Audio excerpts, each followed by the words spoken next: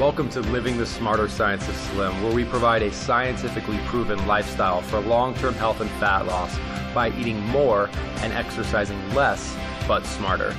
Eat smarter, exercise smarter, live better. I am so ready for that. Hey everyone, Jonathan Bailor back with another bonus Smarter Science of Slim podcast. And I got to tell you folks, this is a show that I am looking forward to quite a bit. I was fortunate enough to receive a review copy of today's guest's most recent book, and I have just been devouring it. And then I come to find his website, which is called everwell.com, which has just got all this awesome health information videos, and basically this gentleman is all over the place in a good way. He's an award-winning health journalist whose work has appeared on CNN, PBS, WebMD, and in the Wall Street Journal. He's the editor-in-chief and president of the aforementioned wonderful website everwell.com. He's the author of the new book, Coffee is Bad. Wait, no, that's crossed off. Good for you. And he's a PhD. He has a master's in public health. Robert J. Davis, welcome to the show. Thanks, Jonathan. Great to be with you. Well, Robert, you are a busy man, and it sounds like we are cut from the same cloth a little bit, because it seems like you are busiest because there are so many contradictory and confusing health claims out there that you want to add some clarity to the mess. Absolutely. You know, Jonathan, I've been covering health and medicine as a journalist for many years, and often the questions I get are about nutrition. Is it really true that Cheerios can lower my cholesterol? Is it really true that red wine's good for me? Is it really true that red meat is bad? And on and on and on. And often the information that people get is so confusing, so contradictory. Family, friends, readers, viewers of mine constantly have questions. And so what I've tried to do in my work through this book and other work that I've done is to cut through the clutter, to try to answer some of the questions, looking at the science, not looking at agendas people have, not looking at the hype, but trying to cut through that and look at the science and try to give information in an objective, unbiased way. Well, sir, I think you may have just signed yourself up to become a recurring guest on this show, because that is what we are all about. And let's dive right into it.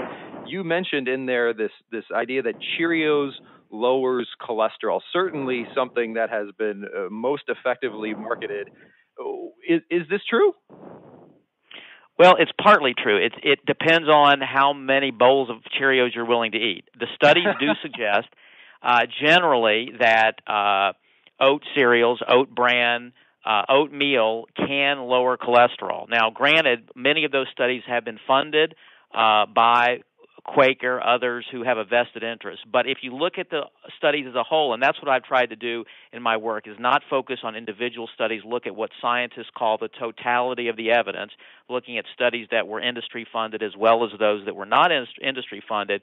I think a reasonable conclusion is that there is decent evidence that eating oat cereals or oat bran and so forth on a regular basis, we're not talking about occasionally, but every day, can have a modest effect on cholesterol levels.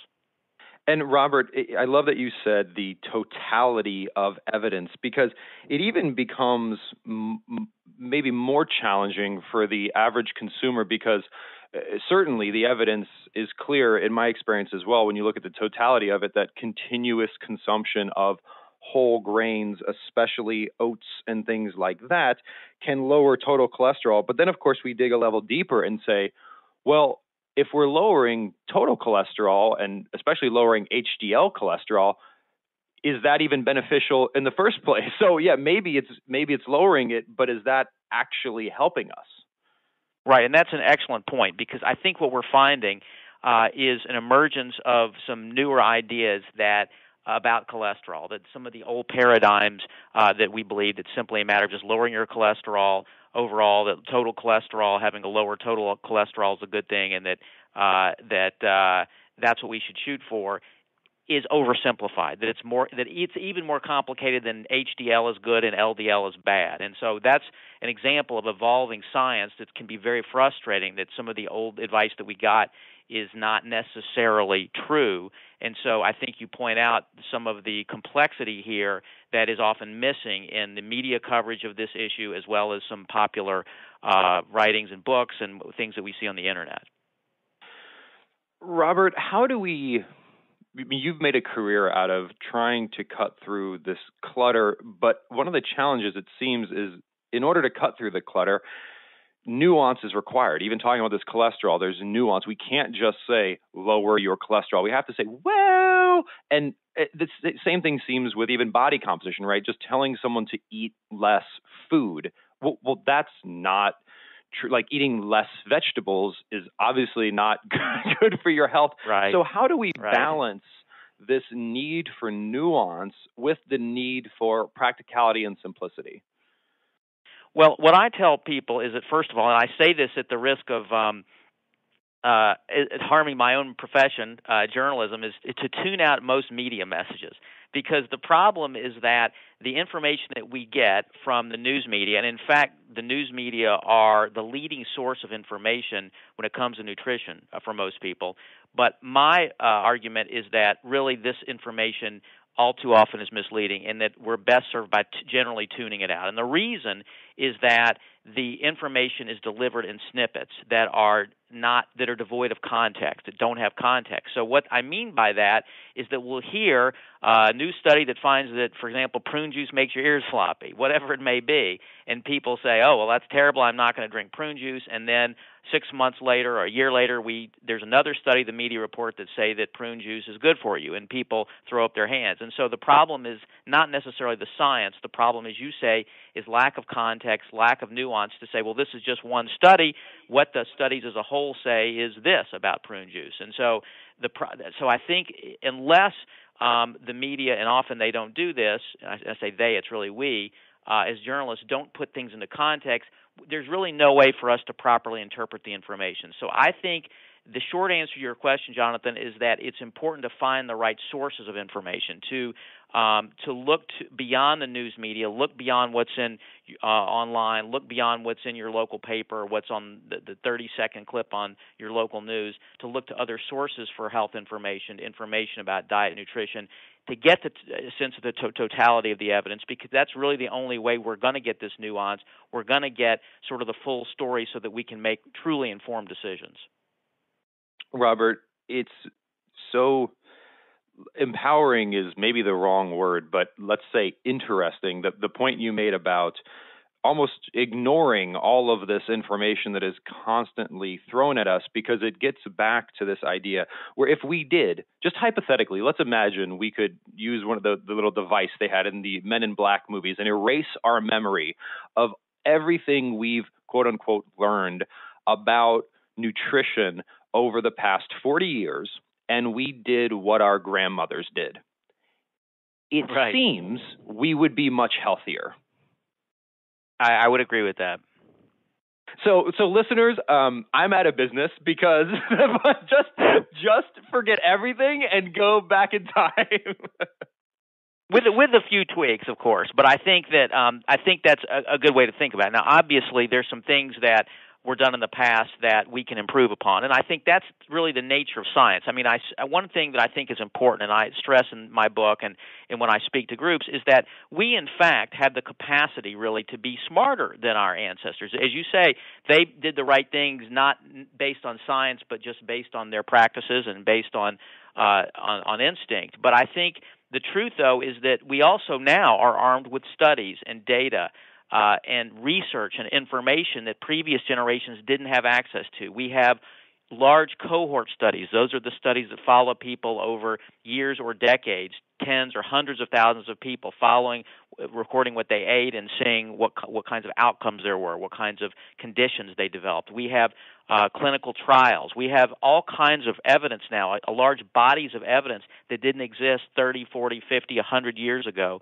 that really can inform us, really can make us smarter and able to make informed decisions. The challenge, though, is interpreting that information properly, putting it to use. And this is I think, the supreme paradox we face now, because we have more information than ever that can make us smarter and make us savvier when it comes to how to eat to be healthy. but often this information is spun and misquoted and misapplied in a way that confuses us. And so in some ways, as you point out, makes us less healthy than our ancestors were, which is a huge paradox because we should be more healthy because we have access to better information about the healthiest ways to eat. And so, again, I think what is important here is to remember that so that we don't just dismiss science and say, well, we're going to tune out everything that science currently shows.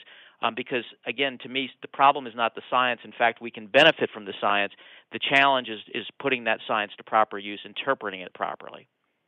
Robert, I couldn't agree with you more. And what I've found most empowering about a decade plus of deep scientific research is using it to understand why certain approaches work and decoupling variables. What I mean by that is, this is just one observation I've made in my studies. I'm curious as to what you think is, if you would listen to the media, they would have you believe that you can either be a vegetarian or you can eat the standard American diet and there's no in between, meaning there's no way of eating that is extremely high in vegetables and also includes animal products.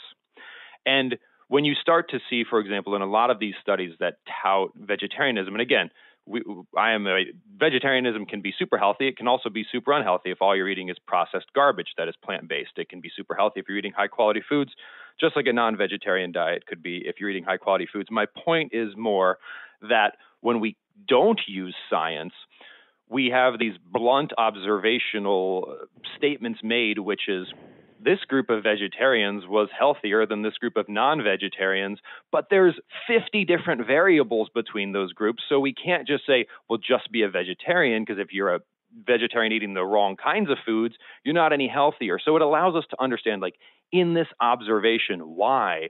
What are the biochemical and endocrinological underpinnings that may have led to this, and what can we learn from that, rather than just making these wild observational claims? What do you think? I agree completely, and I think you're absolutely right. And I think, again, that's a matter of interpreting, as you say, interpreting the science properly and figuring out what are the most important messages we can get from it and apply. I think that I think that also is partly a reflection of what I call the emergence of food ideologies. These are sort of extreme views that to be healthy, you must be a vegetarian. To be healthy, you must eat only a certain way. You must detoxify your body, whatever it is. And I find that there are more and more of these, perhaps because of the internet, I think, contributes greatly to this. I think social media do, where people latch onto science, misinterpret its message, and then focus on an extreme way of eating, an ideology, as it were. And I call it an ideology because it's really based more on faith than science. And akin really to religious zeal, that you must eat this in this narrow way in order to be healthy, and this is the only way to eat to be healthy. When in fact, what's important is the overall composition of your diet. And as you say, vegetarianism is a perfect example. When vegetarian is fine for those who follow a vegetarian diet in a healthy way. You can also eat an unhealthy way and be a vegetarian, as you say. But I think for those who advocate, as some do, that the only healthy diet is a vegetarian diet, and take evidence to support that claim, are misapplying the evidence when they do that, at least in my view, based on my review of the literature. Robert, why is it, you think, I'm going to get a little metaphysical and philosophical here, but it seems maybe that humans just, like you said just then, there can be healthy, and let's judge healthy by objective standards like blood markers and things we understand to indicate health and things we understand to indicate dishealth and disease. We could say my goal is to recommend a way of eating that promotes health, and that certainly can be from myriad food sources, but we don't. We shift more to these ideological things of saying, well, I don't care if you're healthy or unhealthy. The right way to eat is low carb, or the right way to eat is vegan, or the right way to eat is paleo or Mediterranean or blah. It seems people become more attached to the means, aka the specific type of diet ideology, rather than the end. Is it making someone healthier and happier? Why is that? Or maybe I'm just imagining it. No, I think you're right. Or perhaps I would say that people assume that these particular approaches to eating are the healthiest way to eat without demanding the proof or the evidence that they are. And I think that there's a decoupling, as you suggest, of the evidence or of the ultimate goal, which should be to be healthier, from the diet itself. I think part of this is that, and it's understandable, it's human nature, we all look for simple answers. And when someone says, here's a simple answer, do A, B, C, and D, and be on this team, this is the way, join the paleo team or join the low carb team or whatever it is, and you can believe in this and do this, it makes the entire experience of figuring out what to eat a lot simpler. And the truth is that there are lots of shades of gray, and there are, as you say, lots of nuances and subtleties here that need to be taken into consideration. And that's in really, I think that, as you say, there's a lack of focus on the outcomes rather than maybe some short-term benefits as well. And that's another thing we can talk about. But sometimes I think people latch onto these because they find that maybe they can, for example, their goal is to lose weight in the short term. So that's what they're focused on. And whatever diet they're on, a detox diet, for example, does that for them. But what they're losing sight of is that in the long term, it's not going to help them keep weight off. And also in the long term, it's not going to make them healthier. So I think that's part of it as well, is that perhaps people are confusing whatever their short-term goals are with a long-term objective I think that we should all have, which is to be healthy and to stay healthy. Certainly I can join the team of just be healthy and stay healthy, and understand that there may be a bit of nuance there. And speaking of nuance, you cover some wonderful points of nuance in your book. And folks, this book is just awesome. It's called Coffee is, how do you actually say the title, Robert? Because it's got Coffee is Good for You. But I chose that title. I have the title Coffee is Good for You, but I have in the title the word bad is crossed out and good is written in. And I chose that title because coffee to me was perhaps the ultimate example of flip-flops. We heard for years that coffee was bad for you. People were told it caused increased risk of cancer and perhaps cause heart disease. And then later on, we heard studies that maybe it wasn't bad. And then most recently, we've heard studies that it's good for you. And I think most people drink coffee. Ironically, I'm not among them. I just don't like the taste. But so you can say that I'm not biased when I say that coffee, there's evidence suggesting coffee is beneficial. But nevertheless, I chose that as the title because I think it sums up our confusion. We heard for a long time coffee's bad for us. Now perhaps it's good for us, and we don't know, and we're not sure, and we're confused because of this conflicting information. So that the title, and I took that as the title, and I covered a number of other issues as well. And there are really a number of other issues in the book here, folks, and we can't get through all of them today, but I do want to cover some. And one of the things I noticed, actually, Robert, before we get into some specific examples, is both with coffee and you also cover chocolate, two things that I am both a fan of. This is a good concrete example of conflating variables. For example, coffee, in the absence of caffeine, let me phrase this differently. If coffee is just thought of as a delivery mechanism for caffeine, people will often say, okay, well, is caffeine good or bad for you? But if what we're saying is coffee all up good for you, we need to understand maybe like if it's bad for you, if it is it because of the caffeine? Well, if so, what if we drink decaf coffee? And same thing with chocolate. Like people say, well, chocolate is good for you, which certainly you cover in your book. Well, is it that chocolate's good for you, or is it that the main ingredient in chocolate is good for you? you see exactly. What I'm saying? So people take that and go out and eat a bunch of Snickers bars, thinking that that's going to be beneficial. They're going to be, I think, disappointed. And so you're exactly right, and that's a perfect example. In the case of chocolate, we're talking about dark chocolate and the cocoa in the chocolate, which is what's beneficial. Start adding sugar and start adding caramel and lots of other ingredients as we get from candy bars, and it's a different story. Likewise with coffee, you start adding cream and sugar and getting drinks with lots of calories and stuff added at Starbucks. They may taste great, but it's not the same thing as drinking coffee and the kind of coffee that has been subjected to research. And Robert, it seems like this we might be hitting on a general principle here that I think could empower the listeners, and that's to draw two little circles maybe, and think if someone is saying X is good for you, are they saying X is good for you because X is actually good for you, or because there's something within X? Like draw a little circle within the circle labeled X, and that component, that thing within X is good for you, but that doesn't make all of X good for you. I think a good example of this that you cover in your book are these quote unquote natural sugar substitutes such as honey, where people will say, oh, well, it's natural, or honey does have some more vitamins and minerals in it than sugar, so therefore honey is good for you. Wait a second. It seems like we might be jumping off the cliff a little bit there. Right. And I think, and certainly there's no evidence that honey is more healthful than table sugar or other forms of sugar. And I think that's a good point. I think about your question, though, regarding different constituents of food is a very important point, because I think what often happens, however, in my view, is that it's sort of reductionism. We try to isolate. If a food is good for us, you're right, it's likely there's something in that food that's good for us. The problem, though, is that then what happens is we try to take that component out of the food and put it into a pill, for example. Antioxidants being the perfect example, right? We hear all the time that antioxidants are good for us. We know this from studies of people who eat lots of fruits and vegetables, because people who eat more fruits and vegetables tend to be healthier, tend to have lower rates of heart disease, for example. And so we say, okay, there's something in the vegetables and the fruits that are good for us. It's the antioxidants.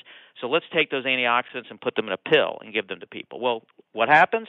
You do that, and people, in fact, don't get any healthier. In fact, some of the studies on beta carotene, for example, have found that actually taking those antioxidants in pill form can be harmful. And so I think the lesson there is that there's often a complex interaction of different constituents in foods, which are in many cases beyond our capacity, at least so far, to fully understand and to tease out what in those foods or in those substances exactly is responsible for the benefits. It's likely a combination of things. And then when we try to extract those substances and eat them in a different way, divorced from the food itself, we often find that it does not have the benefits that we thought. And I think this is one of the challenges of nutrition science is trying to get beyond this, what I call sort of reductionism, where we try to zero in on an individual constituent in a food, pull that out, and try to deliver that in a different way, because time after time that effort has failed in studies to show that it actually has a beneficial outcome. I certainly salute and agree with that point, Robert. And listeners, just as the take-home message here is, I would encourage you, if someone says a whole food, and I will liberally apply the word whole food here in the sense that, like, let's consider chocolate a whole food. Well, if they say it's good for you, look at the whole food, meaning if it's the cocoa in it that's good for you, well then chocolate, the whole food, is not necessarily good for you. And that doesn't mean extract the things that are good for you and take them in pill form. It means, and Robert, tell me what you think about this, analyze the whole food. For example, is kale good for you? Yeah, it's pretty hard to find anything about the whole food kale that is bad for you. So as a whole food, it's good, but don't just take a reductionist look. Look at the whole food as a whole component, and maybe use that to influence your decisions.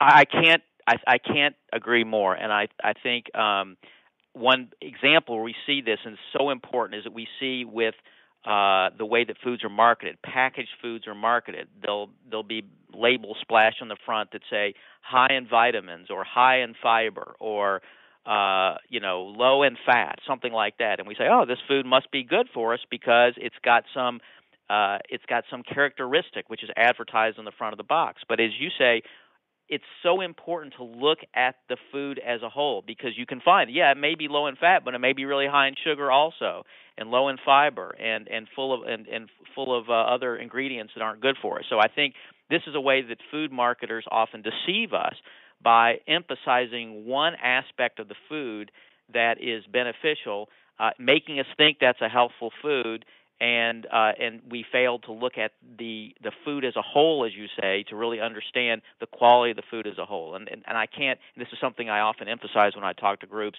is not to be misled by the claims and the things that are the words that are splashed across boxes of food.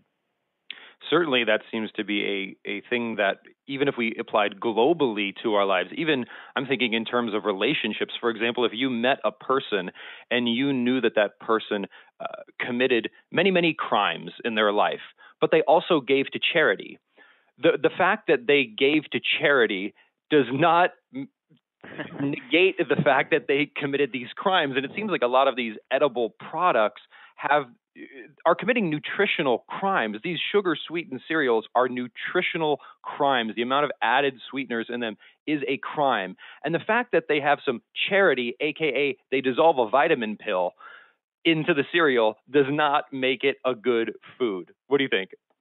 I could not agree more. I absolutely agree. And I have to say that it doesn't apply just to the cereal aisle, although there are plenty of culprits in the cereal aisle. If you look in the so-called natural section or the health food section of many grocery stores, you find foods labeled as natural foods or health foods, which in fact are guilty of the same things. Foods, for example, and one example I often use is the organic label. Organic label is used on a number of processed packaged foods, and these foods have a health halo over them because they're labeled organic. The organic label is slapped on them. But in fact, the foods may be full of sugar, they may be full of salt, they may have other ingredients that we should avoid, but people perceive these foods as being more healthful because they have an organic label on them. So we have to be careful about that as well, even among foods that are marketed as health foods. Well, speaking of foods that are marketed as health foods, we also have a bunch of foods that have been marketed as death foods. And it seems like you have done quite a bit of research on those as well, the two most noteworthy of which would be eggs and red meat. What are we to think about these two foods?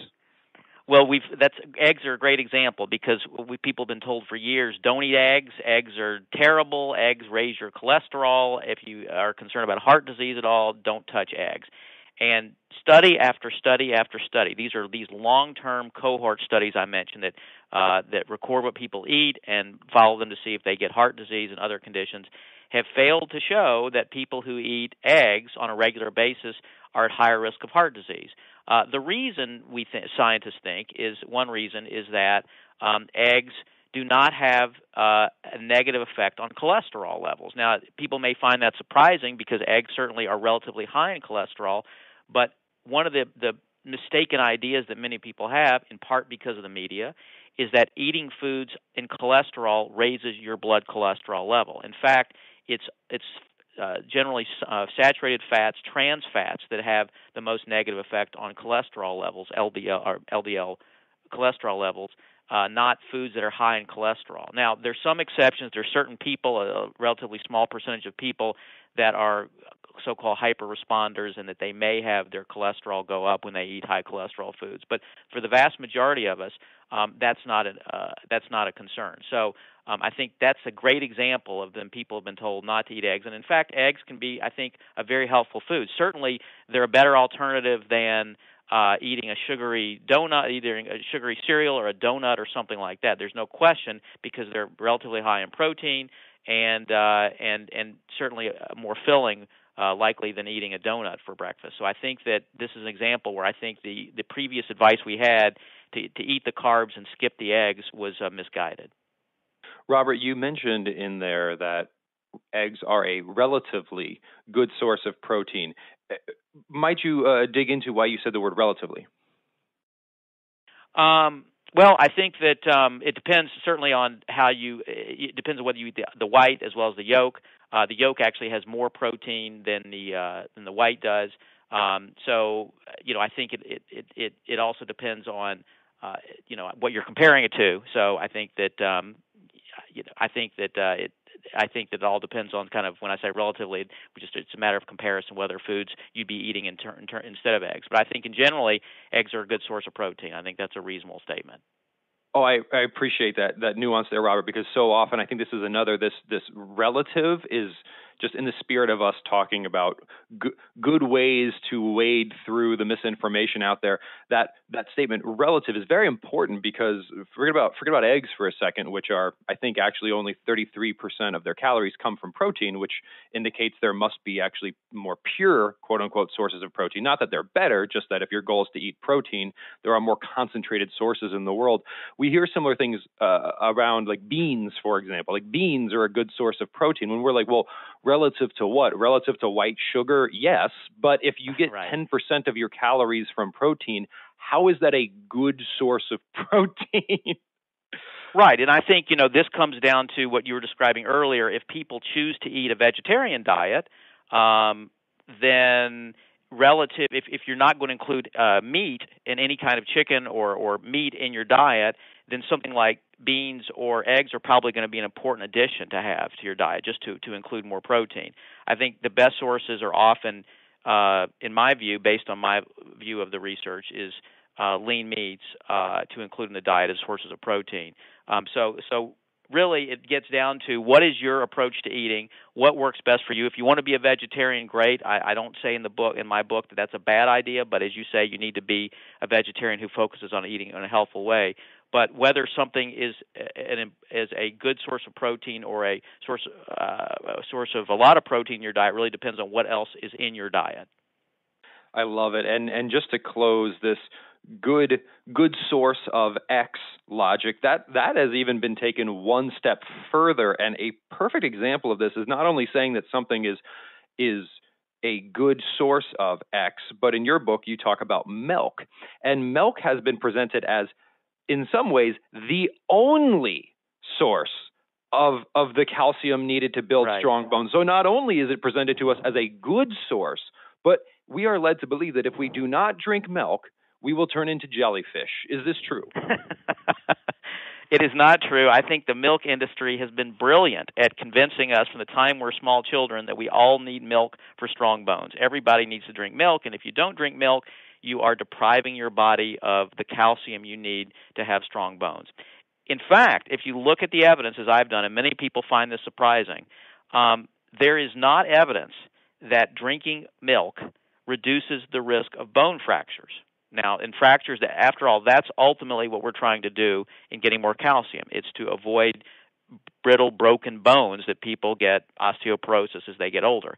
And in fact, what the studies have shown is that people who drink more milk do not have fewer broken bones as they get older, brittle bones and bone fractures. And in some cases, they even have more. So that's shocking, to really, given all that we've heard through the years. Now, there's no question that drinking milk and eating dairy products can increase bone density, can increase, and it is a source of calcium. But as you say, it's far more complicated. Our bone health is far more complicated than the amount of milk we drink or the amount of calcium we get. It has to do with lots of other factors. It has to do with exercise. It has to do with vitamin D. It has to do with the genetics. It has to do with a number of other factors. And it's far more complicated than just drink milk and have strong bones. And yet, that's the message we often get from the dairy industry. Has been very effective in telling us you got to drink milk. My view is that if you like to drink milk, if it's something that you feel is something you enjoy drinking, there's some concerns, and we can talk about that are some small red flags that people need to know about in terms of drinking a lot of milk. I don't think, in my view, there's strong evidence that people need to avoid milk altogether if they like to drink it. On the other hand, I think there's no compelling evidence that people have to include milk or have to include dairy in their diets if they're not inclined to do so. There are other ways to make sure that you can have strong bones. And in fact, if you look at countries, Asian countries, where they consume very little dairy, they actually have lower rates of osteoporosis, lower rates of brittle bones than we do in the West, where we tend to drink and consume a lot of dairy. So I think that's an important point to remember. Robert, it is certainly an important point, and you make a wealth of them in your book. Coffee is good for you, and we absolutely have to have you back on the show because there's so much to cover here. And I wanted to share with the readers just a quick excerpt from your book, which made me smile and rings of much truth. Folks, here it is. If they ever produce more Schoolhouse Rock videos, maybe there could be one on critical thinking. I even have the lyrics. I am not going to sing this, but here it is. Experts are people too. They have biases like me and you. Before you follow them over the hills, find out who pays their bills. Well said, Robert. Well said, sir. Thank you. Well, Robert, my other job is a schoolhouse rock writer. Absolutely. I love it. Well, folks, our guest today is Robert J. Davis. He is near and dear to my heart because he is just out there on a mission to cut through the clutter using science, which you know we love over here at the Smarter Science of Slim. You can learn a bunch more about him and access a ridiculous amount of free health video content at his website, everwell.com. And you absolutely must go to Amazon or your local bookstore, pick up a copy of his delightful and very easy to read book, Coffee is Good for You. And Robert J. Davis, thank you so much for joining us today. It's been an absolute pleasure. My pleasure. Thank you, Jonathan. Folks, I hope you enjoyed today's show as much as I did. And please remember, this week and every week after, eat smarter, exercise smarter, and live better. Talk with you soon. Wait, don't stop listening yet. If you like the podcast and if there's other ways we can help you, please join us in the Smarter Science of Slim support group, which is freely available at the Smarter Science of Slim website, smarterscienceofslim.com. There you'll find all kinds of free recipes and success stories and just all kinds of fun stuff like how to help your kids go sane and just great community content. And just one last thing before you go, if you wouldn't mind heading over to iTunes and up onto Amazon.com and leaving us a review, and then going over to Facebook and liking us, we would hugely appreciate it.